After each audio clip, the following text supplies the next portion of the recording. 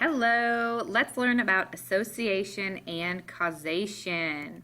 But first, let's remind ourselves of some background knowledge. The word correlation. Correlation is the tendency for two values, which we usually see as variables, to change together. They can either move the same way, positive, or in opposite ways, negative.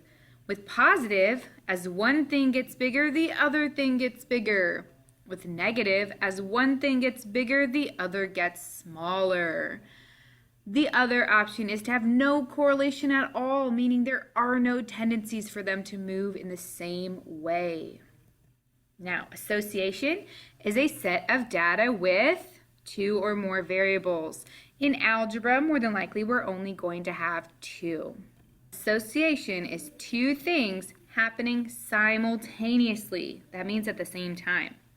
This guarantees that there is an association, okay? Two things happening at the same time means there is association. It does not, however, mean that there is a correlation, meaning both of them are changing the same way or that they are changing in opposite ways. It also means there's not necessarily a causation, and you probably don't know this word because I haven't gone over it yet, so hold on. Example. If you go to the grocery store and you see the price of eggs and you see the price of cheese, well, they're both existing in the grocery store right now, so there is an association. However, the price of eggs does not affect the price of cheese. So if the price of eggs goes up, doesn't necessarily mean that the price of cheese will go up. It also does not mean that the price of cheese will go down. I have no idea what will happen. But they do exist in the same time, in the same place, so there is an association. All right, here's the word, causation. Let's say it together, causation. Good, it's like the word cause. Kind of cool, huh?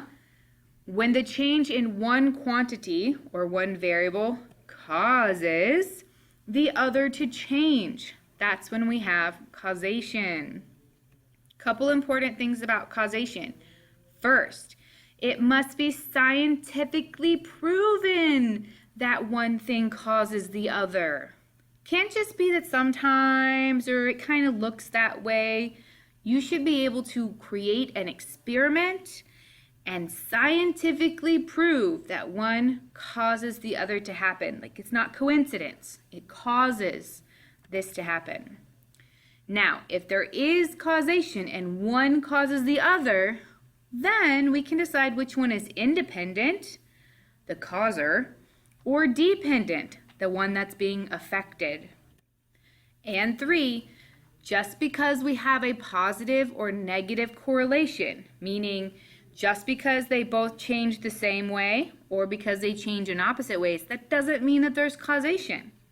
There is still association. They are happening at the same time, but we don't necessarily have causation just because we have a positive or negative correlation. Here's an example. The amount of time you spend eating chips and the amount of calories you consume. You guys see my typo right there? Wah, wah. Well, eating more chips causes you to take in more calories. That will always happen.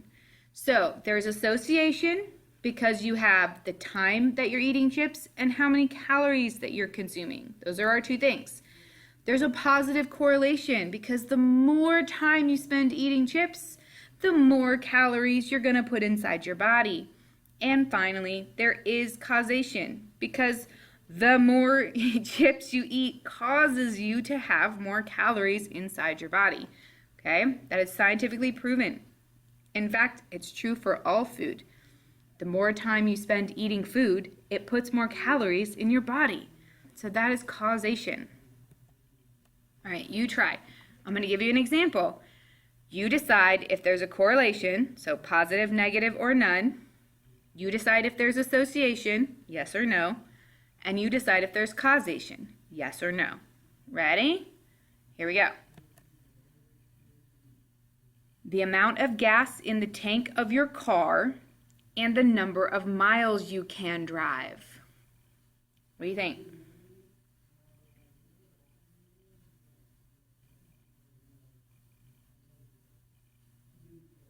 All right.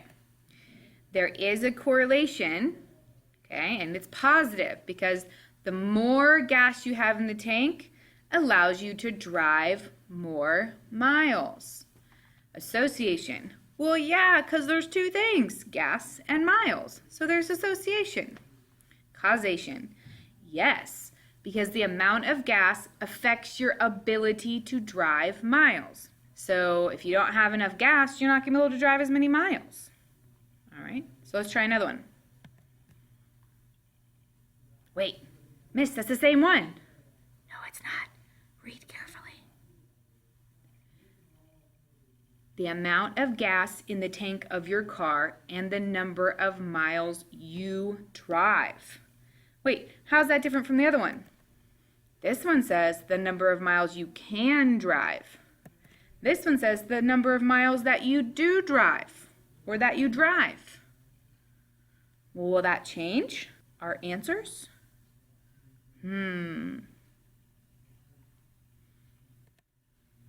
There's still a positive correlation. The more gas in your car, the more likely you are to drive. Now notice I said more likely. A correlation does not mean that your gas causes you to drive. It just means that, yeah, if you have more gas in the tank, you are more likely to drive more miles. Association. Yes, there's two things, gas and miles. Causation. No. The amount of gas does not cause you to physically drive. Could I have a car sitting in my driveway or at my apartment complex and it's full of gas and I never drive it? Sure. Having gas does not make me go drive my car. Okay, so the previous question talked about my ability to drive. Can I drive miles? Sure. This one is, am I actually going to go drive it? Well, I don't know, maybe I don't feel like driving. Okay, so causation, one causes the other to happen or not. So here's a review. Correlation. This is whether or not things change in the same or opposite ways. Association, two things happening at the same time. Causation, one thing actually causes the other to happen. Causation is really hard to prove. Really, really hard to prove. Because you have to have a scientific experiment to be able to back that up. Not that we're actually going to go do the experiments, right? But you have to be able to think about it in that way. All right, guys, move it on out.